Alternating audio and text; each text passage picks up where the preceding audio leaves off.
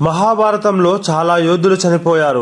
కానీ మృత్యువే ఎదురు చూసిన యోధుడు ఒక్కడే. శరీరం మొత్తం బాణాలు గుచ్చుకున్నాయి, రక్తం కారుతుంది. కానీ ఆయన చనిపోలేదు. బాణాల మీద పడుకొని ఆకాశం వైపు చూస్తూ ఒక శాంతమైన నవ్వు.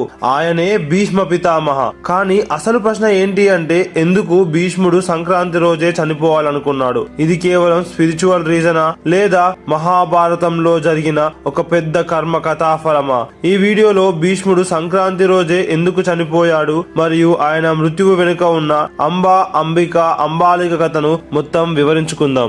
భీష్ముడు జన్మించినప్పుడు ఆయన పేరు దేవవ్రత. తన తండ్రి శంతను మహారాజుకి సుఖం కోసం దేవవ్రత ఒక భయానక ప్రతిజ్ఞ తీసుకున్నాడు. నేను ఎప్పుడూ పెళ్లి చేసుకోను, రాజ్యాన్ని కోరుకోను అని. ఈ ప్రతిజ్ఞ వల్లనే ఆయన భీష్మ అయ్యారు. ఈ ఒక్క నిర్ణయం భీష్మ జీవితం కాదు, ఇంకొకరి జీవితాలను కూడా మార్చింది. కాశీ రాజ్యంలో అంబిక అంబాలిక అనే ముగ్గురు రాజకన్యలు ఉన్నారు. భీష్ముడు స్వయంవరంలో వారిని గెలిచి హస్తినాపురానికి తీసుకొస్తాడు. కానీ అంబా చెప్పింది, నా హృదయాన్ని వేరే రాజుకి ఇచ్చాను. భీష్ముడు తన ప్రతిజ్ఞ గురించి చెప్పి ఆమెను విడిచిపెట్టాడు. కానీ సమాజం యాక్సెప్ట్ చేయలేదు.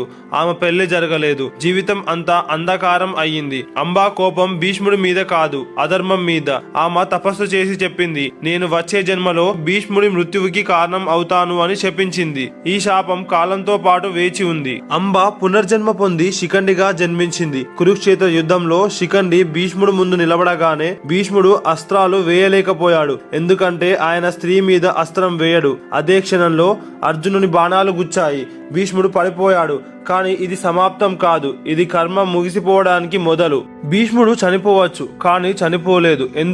ఎందుకంటే భీష్ముడికి ఇచ్చా మృత్యు అనే వరం ఉంది. ఆయనకి తెలుసు, మృత్యు అంటే శరీరం ఆగిపోవడం కాదు, అది ఆత్మ దిశా నిర్ణయం. అందుకే ఆయన చెప్పాడు, ఇప్పుడు కాదు, ఉత్తరాయణం వరకు వేచి ఉంటాను అని. ఉత్తరాయణం అంటే ఇప్పటి సంక్రాంతి, అంటే సూర్యుడు మకర రాశిలోకి ప్రవేశించే రోజు. అది ఉత్తరాయణం ప్రారంభం. మన శాస్త్రాలు చెప్తాయి, ఉత్తరాయణం అంటే దేవతల పగలు. ఈ కాలంలో శరీరం వదిలిన ఆత్మ మోక్షం వైపు వెళ్తుంది అని. భీష్ముడికి ఇది తెలుసు. ఆయన జీవితం మొత్తం త్యాగం, నొప్పి, కర్మ భారంతోనే గడిచిపోయింది. ఇప్పుడు ఈ కర్మ చక్రం ముగిసిపోవాలి అని అనుకున్నాడు.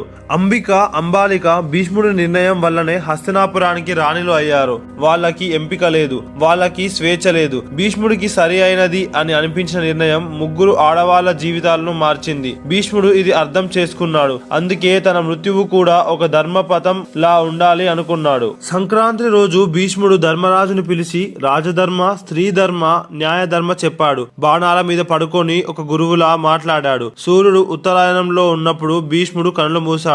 శరీరం వదిలేశాడు. కర్మ పూర్తి అయ్యింది. మోక్షం ప్రారంభం అయ్యింది. భీష్ముడి జీవితం మనకు చెప్పేది ఏంటి అంటే, మంచి అనుకొని చేసిన నిర్ణయం కూడా ఇంకొకరికి అన్యాయం చేయొచ్చు. కర్మ తప్పదు. కాలాన్ని కూడా గౌరవించాలి. సంక్రాంతి అంటే కేవలం పండగ కాదు, అది జీవితం ఒక దిశ మార్పు. ఈ సంక్రాంతి రోజు మీరు పొంగలి వండినప్పుడు ఒకసారి గుర్తు పెట్టుకోండి, భీష్ముడు లాంటి మహానుభావులు ఈ రోజు కోసం, మృత్యువు కోసం వేచి చూశారు. అందుకే భీష్ముడు సంక్రాంతి రోజే చనిపోయాడు. అందుకే సంక్రాంతి శాశ్వతం. మీకు మా ఎక్స్ప్లెనేషన్ నచ్చితే ఈ వీడియోకి లైక్ చేసి సబ్స్క్రైబ్ చేసుకోండి. అలాగే మీ ఒపీనియన్ కామెంట్ ద్వారా తెలియజేయండి. మీ స్నేహితులకి తెలియజేయడానికి వాట్సాప్ గ్రూప్ లో షేర్ చేయండి.